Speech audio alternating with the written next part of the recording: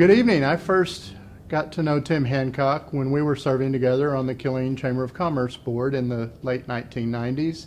We ran together in 2000 for our first elected position, and we were both elected to the Killeen City Council at large members, and that began our public service together. Tim served on the Special Events Committee, getting ready to build the Civic Center. I was serving on the Airport Committee. We worked together on so many projects. But Tim is just an incredible leader, and I learned so much from him. Tim has so many great talents. He knows tourism and business. He owned the largest minority-owned bus company in the nation at one time.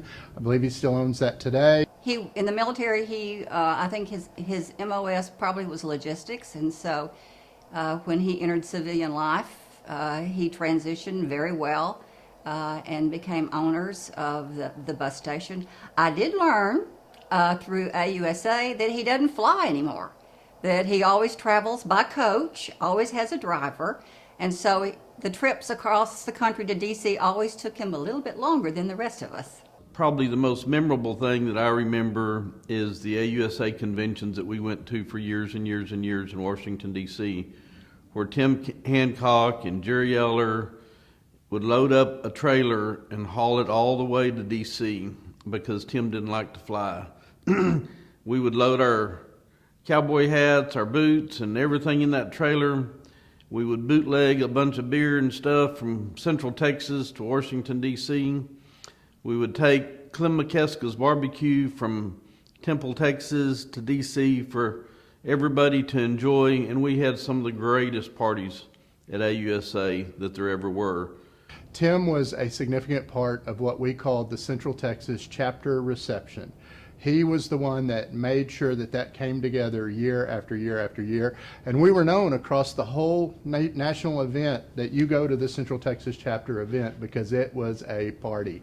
They had great food, they had barbecue, and the Fort Hood contingency is just so well respected, and much of that is attributed to Mr. Hancock and his service on AUSA. I was very impressed with him. He was equally skilled at conversations with general officers as he was the enlisted soldiers. Every year at this meeting, we had a Monday dinner for the enlisted soldiers, and Mayor Hancock was always very generous to include workforce solutions in those dinners. As we all know, Mr. Hancock served as mayor of Killeen for 6 years, and that made him a regional leader that was involved in all of the big things that were going on across the county and in our area, as well as informed about what's going on the base. Tim was so involved in all of those different capacities, whether it had to do with regional security, supporting Fort Hood, economic development. He was engaged in all of those aspects of our community during a time that a lot of great things were going on. And we wanted to make sure that when we did this, that we let everybody know who Central Texas was, that we were the biggest military post in the free world, and that we were the place to keep very, very strong. At one point in time, Fort Hood was at about 50,000 soldiers, and it was just amazing to keep this base strong, keep this community strong, and show that we loved our soldiers. And that was probably the most important thing to Tim. Tim loved soldiers. Tim is quite a caring person. Tim was actually there at the birth of both of my daughters, and one in 2003 and the other in 2005.